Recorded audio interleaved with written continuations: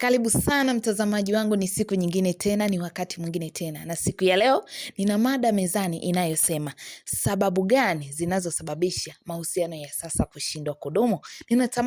Najua unatamani sana kusikiliza na unatamani sana kupata majibu. Hayo majibu yote utayapata kupitia hapa studio. Unayeniona hapa sio mwingine, ninaitwa Furaha Rufai, Madam Presenter, lakini nitakaporudi nitakuwa na mgeni wangu hapa studio. Unatamani kujua ni nani? Na usiondoke mbele ya runinga yako. Tuwe pamoja. Karibu sana mgeni wetu katika studio zetu za leo. Watazamaji wanatamani sana kufahamu naitwa nani, lakini pia wamefurahi sana kukuona katika studio zetu. Wanatamani ujitambulishe, unaitwa nani na umetokea wapi? Naitwa Bishop Justini, ni mchungaji wa kanisa la Power of Calvary na tuko hapa Dodoma. Asante sana Bishop Justini, karibu sana. Lakini mada yetu ya leo, watazamaji wanatamani kupata majibu kutoka kwako, mada inayosema ni sababu gani zinazosababisha mahusiano ya sasa kushindwa kudumu. Tukiangalia historia ya wazee wetu nyuma, ni wazee ambao kwanza mke anachaguliwa na familia fulani, anapewa mke, anachaguliwa, lakini kuchaguliwa kule alikuwa anapata mke mzuri na mahusiano, ndoa inadumu. Ni nini kinachosababisha? Kwanza, kitu cha kwanza natamani watazamaji wafahamu kutoka kwako, nini maana ya mahusiano? Mahusiano ni makubaliano kati ya watu wawili, na kama tukizungumzia mahusiano ambayo ndo sababu, kwa sababu kuna mahusiano mengi, haya tunayoyazungumzia ni makubaliano ya watu wawili wenye akili timamu ambao waliamua kukaa pamoja. Sio kwamba ni watu perfect, lakini waliamua kukaa pamoja, kila mtu kumchukulia mwingine mapungufu yake. Ndo maana halisi ya neno mahusiano. Kwa mahusiano ni makubaliano, watu wawili wenye akili timamu waliokubaliana kukaa pamoja. Bishop, tuelezee hapo kidogo, umetuchanganya na umelisisitiza wenye akili timamu. Kwa hiyo wepi ambao hawana akili timamu? Ukiingia kwenye mahusiano na kama una akili timamu utakufa mapema. Yani yani mtu anatamani kujua akili timamu naingia na vipi nikiwa na akili timamu. Unajua kwenye mahusiano ni unaenda kuishi na mtu ambaye ana akili zake tofauti na za kwako, mwenye maamuzi yake tofauti na ya kwako, mwenye hali yake tofauti na yako, tabia tofauti na yako. Kwa hiyo inabidi uwe na akili timamu, usiwe mwenda wazimu. Ukiwa na akili timamu ndo unaweza kuishi na mtu mwingine, kwa sababu kuishi na mtu ni tofauti na kuwa na urafiki wa kawaida na mtu. Wewe kuna vitu utavijua ambavyo baba yake havijui. Wewe kuna vitu utavijua ambavyo dada yake havijui. Familia yake haivijui, lakini wewe utavijua. Kwa hiyo kuna baadhi ya vitu familia itashindwa kuvivumilia kwa sababu ni wakwao tu, wataishije na yeye. Lakini wewe umefanya maamuzi ya kuwa naye bila kulazimishwa na mtu yeyote wala kitu chochote. Umeamua wewe kukaa na yule mtu pamoja na mapungufu yake. Usipokuwa na akili, nini kinatokea? Kinatokea hicho itakutokea. Mtazamaji, tumeambiwa ukiingia kwenye mahusiano uwe na akili timamu, usiwe mwenda wazimu. Ni neno gumu kidogo. Swali langu lingine kwako Bishop Justin, na mtazamaji anatamani kufahamu na jamii inahitaji kuelewa kwamba mtu anaitaka kuanza, yani mahusiano jinsi yanavyoanza, yanaanza kwa utaratibu upi? Yani mtu anaanzia stage gani? Mahusiano nafikiri chanzo chake ni tofauti. Kila mahusiano inaanza tofauti na mahusiano mengine. Kuna watu ambao walikutana kwenye misiba, wakati unalia mtu akavutiwa tu na namna unavyolia. Kuna watu walikutana kwenye sherehe, unavyocheza mtu akavutiwa. Kuna watu walikutana kwa magerezani huko, wakati yani wewe una stress zako, kumbe mtu anakuvutia. Yani unavyokuwa na stress unamvutia mtu mwingine hivyo. Lakini kwa mujibu wa Biblia, mahusiano kama mahusiano lazima yaanzie pale wazazi wanaporidhia mtoto wao kuwa na mtu fulani. Wazazi wasiporidhia, ina maana hakuna mahusiano. Ndio maana katika Ukristo tutazungumzia vitu viwili tofauti, na nje ya Ukristo na ndani ya Ukristo pia, kwa sababu sisi ni Wakristo, lazima tuongelee kuhusu hilo jambo. Mahusiano kama mahusiano, mwanzo wake kwa kawaida lazima watu wawili ambao watakutana, wakubaliane na waridhie wenyewe kukaa pamoja. Ndio mwanzo wa mahusiano. Yani Furaha anakutana na John anamwambia Furaha, mimi sielewi, mimi nikikuangaliaga tu moyo unaanza kudunda mbio mbio kama mkuki wa saa. Yaani hausimami, silali na kuota wewe tu. Kwa hiyo Furana mwenyewe haya maneno yanamjenga, yanamtengenezea upendo, anaamua kuwa na John. Alafu baadaye wazazi wanakuja kupewa taarifa. Ndio mahusiano ya sasa hivi yalivyo. Lakini mahusiano ya mwanzo yalikuwa ni mahusiano ambayo wazazi na wazazi ndio wanaangalia tabia ya mwanamume, tabia za mwanamke, wameamua, mimi mwanangu naona toa mtoto wako, na mimi aje aoe tu, haina shida. Sawa, wamekubaliana. Kwa hiyo unakuja kuambiwa utaolewa na yule, na anaambiwa utamuoa yule. Ilikuwa hivyo.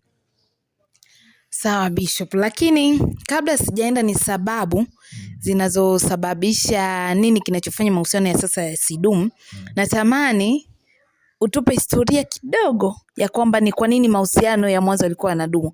Ukiangalia historia ya wazazi wetu nyuma, unakuta ni wako wawili wanandoa wanazeeka pamoja, hakuna jambo la talaka. Lakini sasa hivi tunasherekea ndoa, mwezi umeisha, nyingine ni wiki, lakini ndoa ilishavunjika. Kwa hiyo tunahitaji mtazamaji pia natamani utupe historia kidogo, utuambie ni kwa nini yale mahusiano ya nyuma ya zamani yalikuwa yanadumu. Sio wiki, kuna ndoa ambazo zinavunjika siku, yani baada tu ya ile harusi, usiku ule ule ndoa inavunjika. Nijibu swali sasa. Ndoa za zamani zilikuwa zinadumu kwa sababu watu walikuwa wanaangalia kitu muhimu kwenye ndoa, ambao ni tabia. Sisi sasa hivi tunadili sana na muonekano wa nje, lakini hatudili na tabia. Sasa wazazi walikuwa wamchagui kila binti mtaani. Walikuwa wanamchagua binti ambaye ni mchapakazi na mwenye tabia nzuri.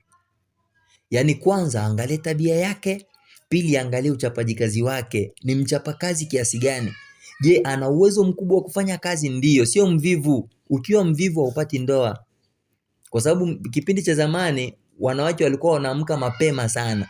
Unamkuta tayari kashafanya usafi, deki, kufagia, kuosha vyombo, kufanyaje, vyote anafanya. Unaangalia anachota maji. Yaani unakuta ni binti ambaye anajua kuchakalika sana, muda wake wote yuko busy na kazi za nyumbani. Anaangalia huyu binti kweli anafaa. Kitu kingine anaangalia tabia. Je, ni mtu ambaye kauli yake ikoje? Ongea yake, yani akiwa anaongea kwa heshima au hana heshima? Ni binti ambaye utasikia yule binti anakuwa na adabu sana, ana heshima sana, unajua kuheshimu watu. Kwa mzazi wako, hivyo vitu viwili ndio vilikuwa vinawavutia. Sura, muonekano, ajali. Tena hata kama ana sura kama jirani yake atakuja kukwambia si yule binti ni mzuri. Yaani nimekutafutia binti mrembo. Ukija kumwangalia urembo wenyewe sasa, haelewi. Urembo anaozungumzia yeye sio wa sura. Urembo waliokuwa wanaozungumzia wao ni urembo wa vitu viwili, uchapakazi na tabia. Kwa hiyo kipindi kile alikuwa angalia sura. Sura sio sana. Sura sio sana. Kwa hiyo alikuwa anaangalia uchapakazi na muda wa kuamka kuchakalika. Sasa tuna Bishop, tunaenda sasa, utuambie jamii ifahamu.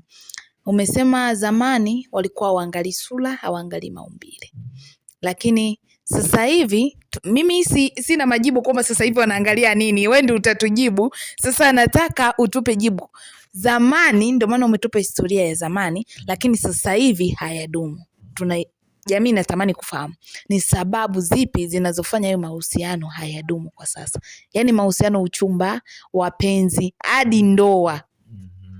Nianze na kitu kimoja, japo mwanzoni nilikuwa sijakiongea kwa wazee. Nirudi huko afu nijibu sasa hili.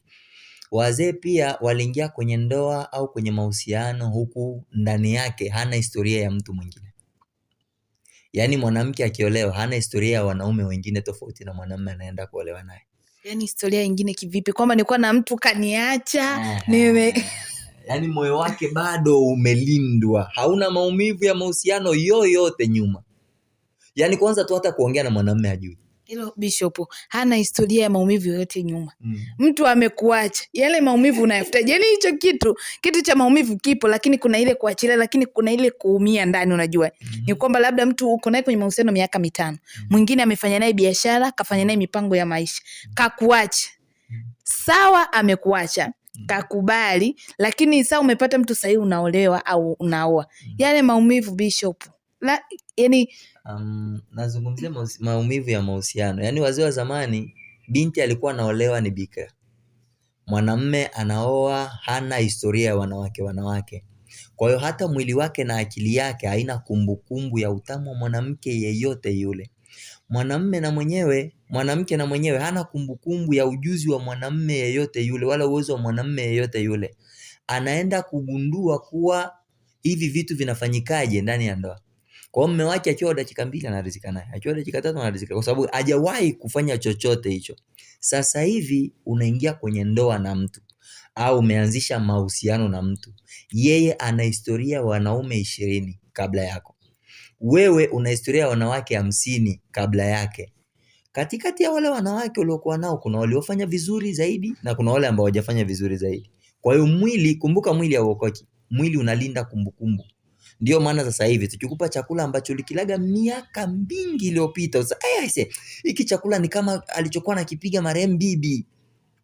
Kwa nini? Kwa sababu hii ladha uliokula leo, mwili umelinda kumbukumbu ya miaka 20 iliyopita. Sasa hivi unapoingia kwenye mahusiano mtu ambaye tayari ana mahusiano mengine nyuma yake, moyo wake kwanza ushaumizwa sana, mwisho wa siku kashaamua mimi simwamini tena mtu. Kwa hiyo anaingia nao kwenye mahusiano, hana imani na wewe. Kashaamua hata kuja kupenda, ameingia na wewe kwenye mahusiano, hakupendi. Ni maneno tu anakuambia I love you, lakini moyo tayari umeshaumia. Ukiwa unaishi naye, kuna yule ambaye mapungufu yako, kuna yule ambaye alikuwa anayaweza, ambaye siku utakosea atakumbuka yule fulani hakuaga hivi. Umeona hicho kitu? Fulani hakuaga hivi. Na wewe asipofanya kile ambacho Happy alikuwa anafanya, aise Happy wangu yule alikuwa vizuri sana haya maeneo. Unasahau kwamba kuna maeneo pia Happy alikuwa, kwa sababu mapungufu yako ni nguvu yangu na nguvu yangu ni mapungufu yako. Kwa hiyo sehemu unaposhindwa wewe unaweza, na sehemu unapoweza wewe mimi nashindwa. Sawa? Kwa hiyo sasa ile historia ndio inayoumiza watu. Tunawataka watu perfect wakati sisi wenyewe sio hivyo. Kitu unachokitafuta lazima wewe uwe nacho. Kama namtaka mtu ambaye ni mwaminifu, je, wewe ni mwaminifu? Kama namtaka mtu ambaye hana mapungufu, je, wewe huna mapungufu? Namtaka mtu ambaye hata ni cheat, je, wewe hujawahi kucheat? Japo kizazi cha sasa hivi kinataka kutuaminisha kwamba mapungufu ya mtu mmoja anataka awaaminishe watu wote kuwa ndivyo ilivyo. Unakuta mtu anakwambia wanaume wote, mwanamume asili yake ni kuchiti, hawezi akakaa bila kuchiti. Happy, ni kuhakikishie dunia hii kuna wanaume ambao hawajawahi kuchiti. Shida ni kwamba ni wewe ndo unashindwaga kukaa mwaminifu kwa mke wako, lakini kuna watu ambao ni waaminifu kwa wake zao. Usitaje kutuaminisha unachoshindwa wewe, watu wote wanashindwa. Sio kwa sababu mimi nitashindwa kukaa na mwanamke dakika 10 nisijisikie mwili kudai ndio inamaanisha kwamba wanaume wote wako hivyo. Kuna mwanaume duniani ambaye unaweza ukamletea mwanamke mzuri ambaye ni mzuri dunia yote, na huyu mwanamke akamjia huyu mwanaume na huyu mwanaume asifanye naye chochote. Wapo. Kuna watu ambao wako hivyo. Sasa mimi ninachoshindwa nataka wewe ukiweze kwa nguvu. Kwa sababu gani? Nina historia ya mtu ambaye aliwahi kuweza. Sasa tunapoingia kwenye mahusiano najikuta shida, naanza kumfikiria Happy wangu, naanza kumfikiria Janet wangu. Wewe na ukikaa kwenye mahusiano, siku na mimi nakukosea, unaanza kumkumbuka John wako, unaanza kumkumbuka sijui kama ni Victor. Victor alikuwaga. Ndo shida inayoumiza. Kama watu tutakuwa tunaingia kwenye mahusiano huko hatuna kumbukumbu ya watu wengine kwenye mahusiano yatadumu. Kitu cha kwanza hicho kinachosababisha mahusiano yasidumu. Kitu cha pili ni kwamba tunadili sana na muonekano wa nje, tunasahau tabia. Unakuta unao mwanamke mvivu mpaka mvivu tena, kwanza anaamka saa 4. Mwanamke ndo anatoka kitandani saa 4. Akitoka kitandani saa 4 anaanza simu mpaka saa 7. Kwa hiyo saa 7 mume wake ajala. Kuna watu wanakunywa chai saa 9. Ndani haya manyumba tunaoyaona hapa Dodoma, wapi Tanzania na nje ya Tanzania, kuna watu wanakunywa chai saa 9. Sasa ukinywa chai saa 9 cha mchana unakula saa ngapi? Na hiyo nyumba kuna mwanamke ameolewa. Alafu na bahati mbaya umemwekea wifi unlimited. Umeenda kumnunulia wifi kabisa ili usisumbuke na bando. Kwa hiyo kwanza alilala akalala saa 8. Kwa kuamka saa 4 ni haki yake. Sio ni kosa kuletewa wifi Bishop. Si upendo. Ni upendo, mtu anakuletea mume anaona mke wake asihangaike. Okay. Ni upendo anamletea wifi. Biblia inasema kila kitu lazima kiwe na kiasi. Ni upendo, lakini simu yako unaitumia vipi? Muda wako unautumia vipi? Wifi ulioletewa, umeletewa ili ukae masaa 24 mtandaoni. Usahau kufanya baadhi ya vitu. Ndio maana mnawalaumu wanaume kuwa wanatoka nje ya ndoa, kwa sababu wanawake wengi hamjui kutimiza wajibu wenu. Kwa hiyo kila mwanaume anayetoka nje ya ndoa, mke ndo anakuwa amesababisha. Asilimia kubwa ya wanaume wanaotoka nje ya ndoa, asilimia kubwa, sisemi wote, nasema asilimia kubwa, wanawake ndo sababu. Kwa nini ni wanawake ni sababu? Wanawake ni sababu kwa sababu wanawake wanafikiria mwanamume analindwa kwa kumwambia maneno magumu. Mwanamume yeyote yule akikosa utulivu kwako atautafuta nje. Kwa hiyo mwanamke, umesema kwamba wanawake wanazania mwanaume anatulizwa kwa maneno magumu. Maneno gani hayo magumu Bishop? Tufafanulie kidogo ili tuelewe. Okay, wanawake hawaharibu ndoa kwa kuchiti. Mwanamke, asilimia kubwa ya wanawake hawaharibu ndoa kwa kuanza kuchiti. Sijasema wote.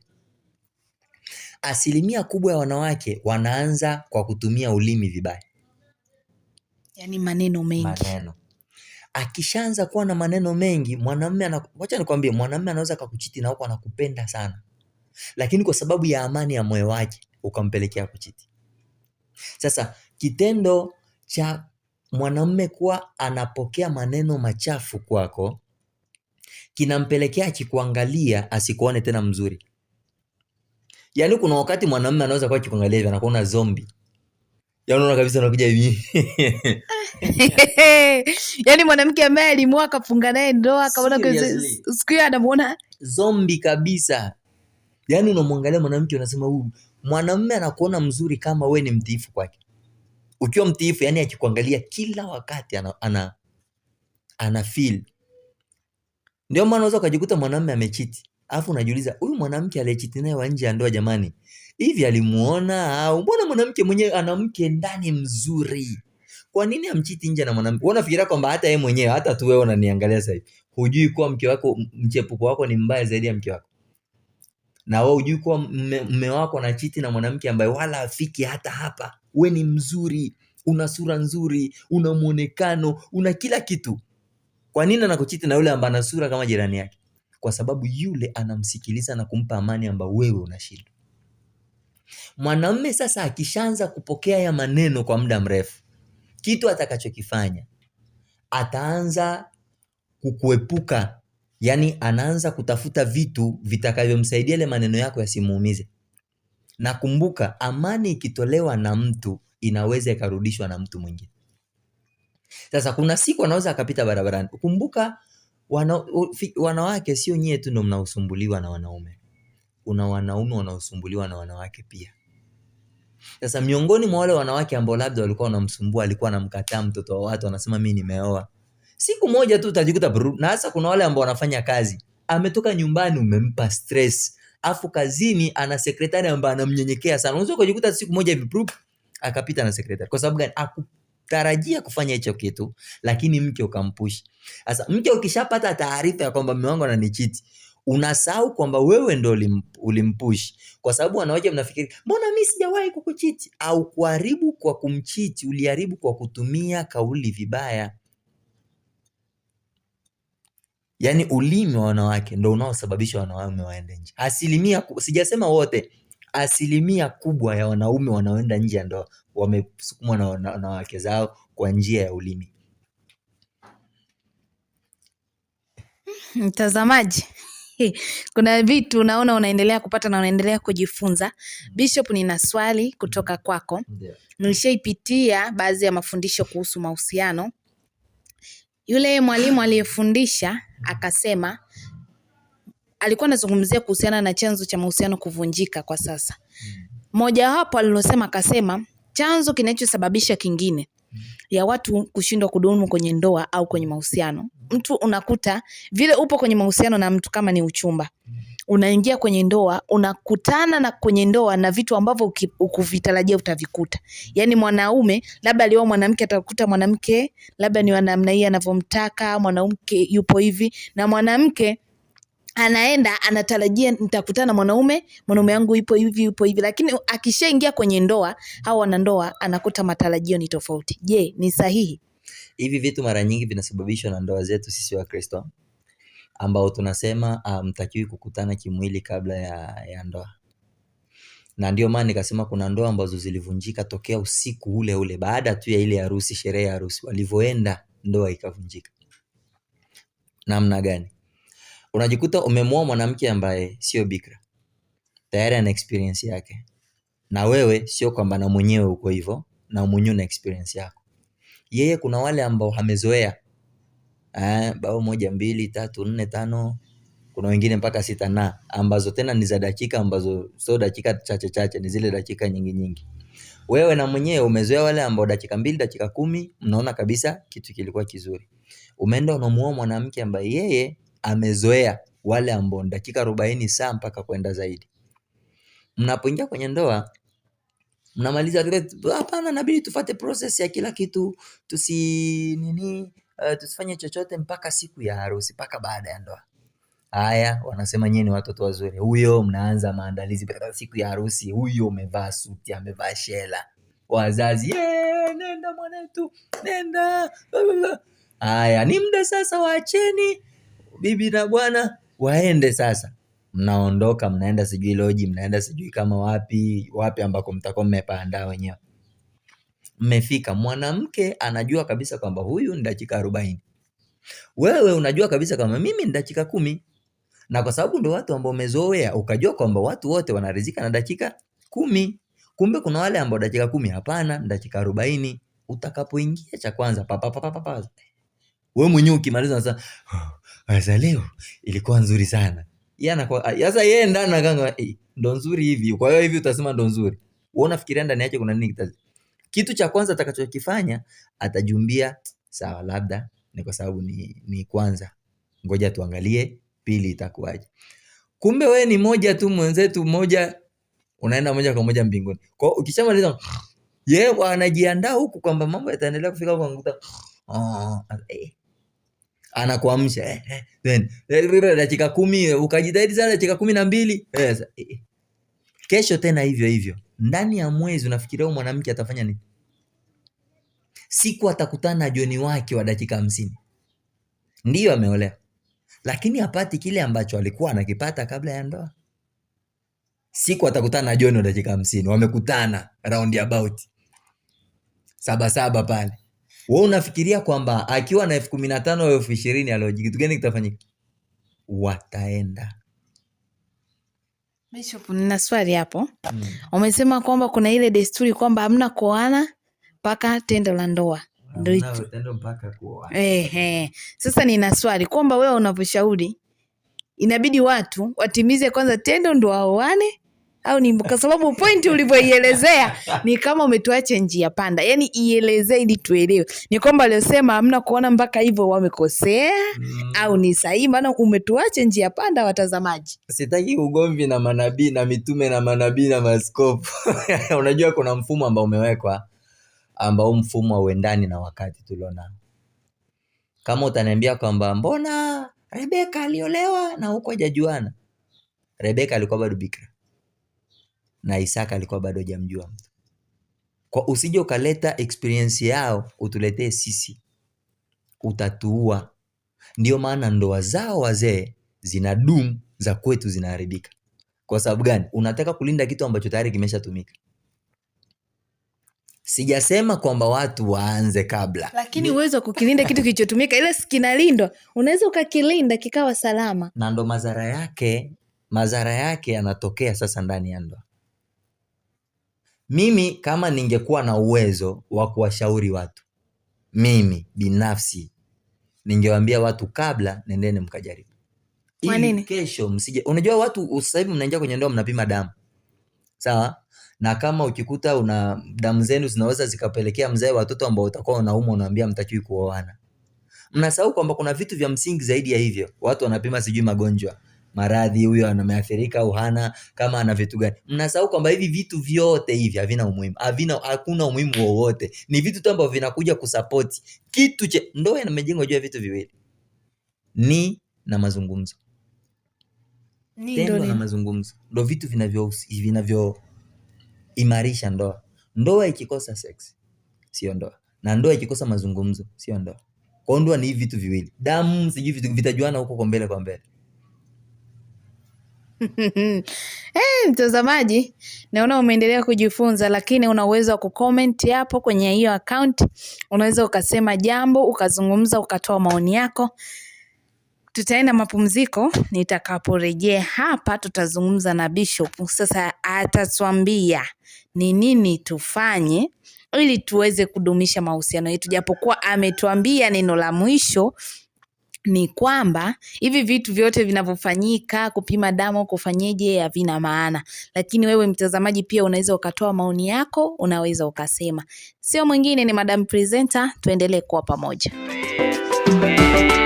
Unajua kutenda tenda, unajua kufanya fanya, unajua kufurahisha, unajua mtazamaji unayenitazama, tumerejea tena katika kipindi chetu. Naamini umefurahia mpaka tulipofikia, umejifunza kitu na kina kitu umepokea kupitia mada ya leo. Mada ya leo ilikuwa inasema ni nini sababu mahusiano ya sasa yanashindwa kudumu.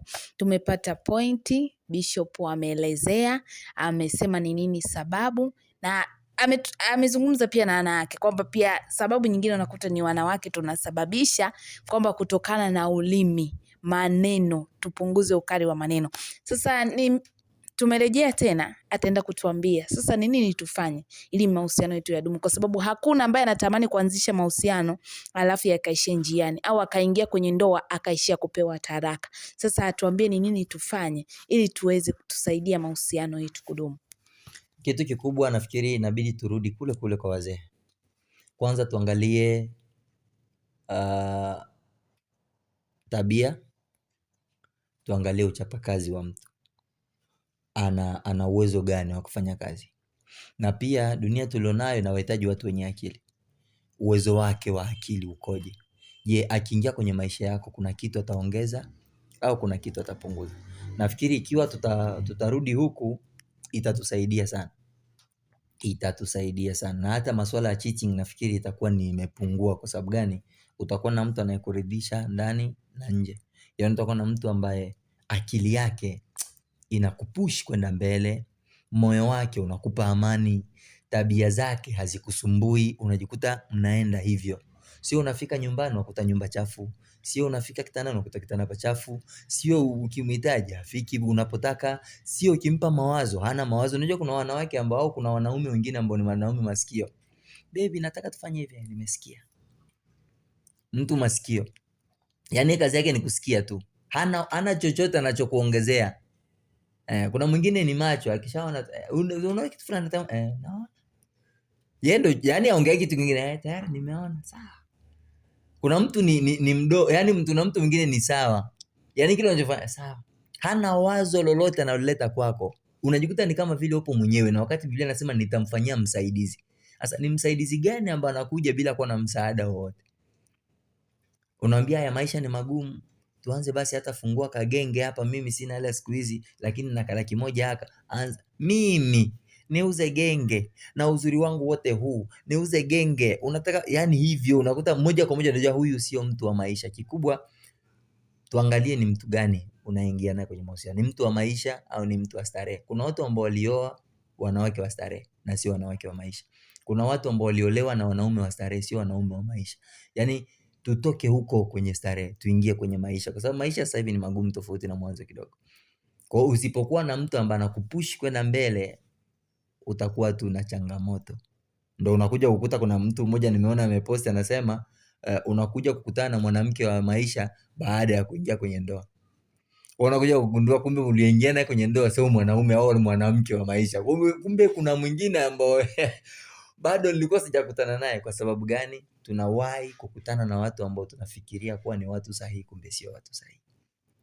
Bishop, kuna jambo umesema kwamba hapo nitakufanyia msaidizi. Kwenye hiyo point uliyosema, mimi nina swali. Kuna kauli ambayo inazungumzika katika jamii yetu sasa hivi, hasa kwa wanawake, inazungumza 50 kwa 50. Sasa natamani useme nini kuhusiana hicho kitu, lakini ukisoma kwenye Biblia inasema mwanamke atakuwa msaidizi. Okay, hivyo vitu ni vitu vya kimapepo ambavyo kwa mujibu wa Biblia havipo. Mwanamke huwezi ukajilinganisha na mwanaume kwa chochote kile. Mwanamke hawezi akasimama mwenyewe tu na akafanya lolote bila mwanaume. Yaani hata kama asipokuwa mume wako utamhitaji tu hata akupe mawazo. Kwa tafsiri ya kwamba mwanaume anabaki kwa mwanaume. Mwanaume anaweza akasimama na akafanya jambo lake mwenyewe bila kuwa na msaada wa mwanamke. Lakini mwanamke kuna baadhi ya vitu hawezi akafanya bila uwepo wa wanaume. Ndio maana hata serikalini wanawake sasa hivi ndio wanaanza kuweko. Mwanzoni zilikuwa ni wanaume tu na kazi ilikuwa inaenda. Lakini mwanamke hawezi akasimama tu mwenyewe. Kwa sababu gani? Ni vitu vya kimapepo vinaletwa ili kumpa mwanamke kiburi. Wakati mwanamke anajisikia kuwa na mwenyewe anaweza kuongoza, anataka kumdharau mwanaume. Na akimdharau mwanaume moja kwa moja itapelekea ndoa. Yaani ni vita tu vya ndoa kwa sababu shetani anaijua nguvu ya ndoa. Yote kusema 50-50 ni vita. Yaani sio kitu kingine. Ndoa ni kitu muhimu sana kwa sababu hata Biblia ni upendo wa mtu na mke wake. Ndio maana Biblia ina nguvu kwa sababu ni upendo wa mtu na mke wake. Yaani ingekuwa kwamba ni mtu na rafiki, kama Biblia isingelikuwa na nguvu. Kwa sababu gani? Kwa sababu ndoa ni kitu ambacho kinawafanya watu wawili wawe na nguvu zaidi. Ukimpenda mtu Furaha, anaweza kukupelekea ukamtukana babako vizuri sana na akili yako timamu. Babangu, baba mzazi, baba. Ninakuhakikishia kwa ajili ya upendo unaweza kumkana baba yako. Sapo sinakuwa kumkosea Mungu, nimefuta ile laana ya heshima baba. Kwa sababu nakuwa nimemtukana Mungu wa pili. Upendo, ukimpenda mtu anaweza akakutenga na wazazi wako vizuri sana. Upendo. Yaani unakutana tu na kakijana fulani hivi ambako unakaelewa kakikaka na lamba lipsi mwenye unakufa umeoza. Baba yako hayupo, mama yako hayupo. Ndio maana upendo wa mtu na mke wake ni upendo wenye nguvu zaidi ya upendo wa mama na mwanae. Ndio maana hata kama utampenda mama yako vipi, lazima tu utamwacha kwa ajili ya mtu unayempenda zaidi. Yaani unamwacha, mama nakupenda sana lakini bye, naenda kwa huyu. Hivyo kwa sababu gani? Upendo una nguvu. Biblia inasema upendo una nguvu kama mauti. Kwa sababu upendo unalazimisha sehemu hata kama usipotaka. Yaani mauti yakikujia sasa hivi hauna uwezo wa kupinga. Na ndo upendo. Yaani upendo unaweza ukaja, unaweza ukawa na wanaume 3. Huyu amekutongoza. Wewe ukamwona huyu ana muonekano mzuri, alafu huyu hana muonekano. Ghafla ukajikuta moyo ukamchagua huyu ambaye hana muonekano.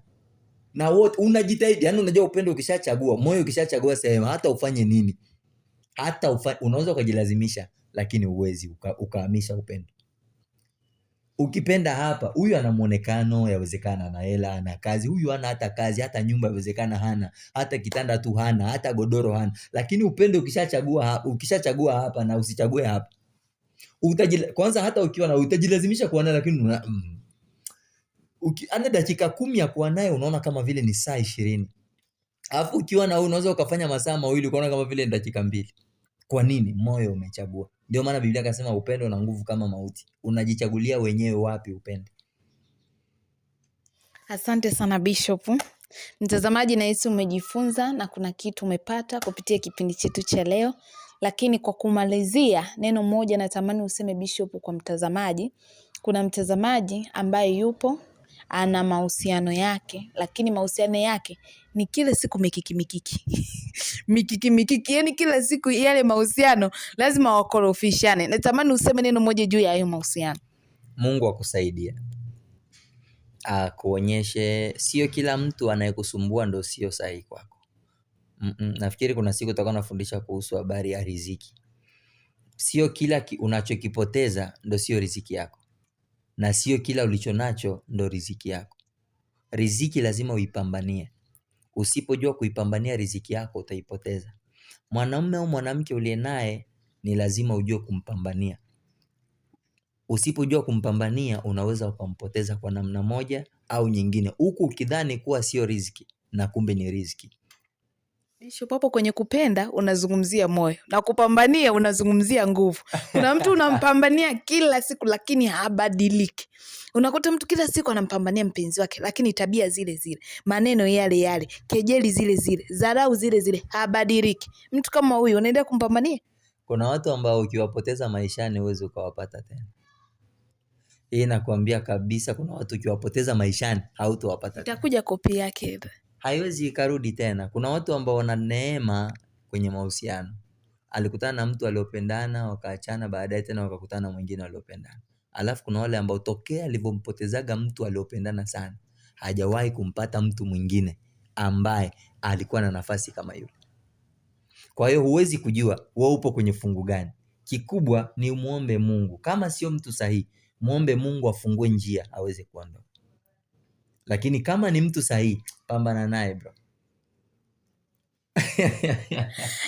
Mtazamaji unanitazama, tumemalizia na neno zuri sana. Bishop kasema neno zuri sana, kasema uliye naye kama ni sahihi endelea kumpambania. Sasa kwako wewe ndio tutarudi tena wakati mwingine, kipindi kingine atatuambia sasa mtu sahihi ni yupi, atueleze. Na nasema asante sana kwa wewe ambaye ulikuwa unanifuatilia, ulikuwa unatutazama toka mwanzo hadi mwisho. Hapa sio mwisho.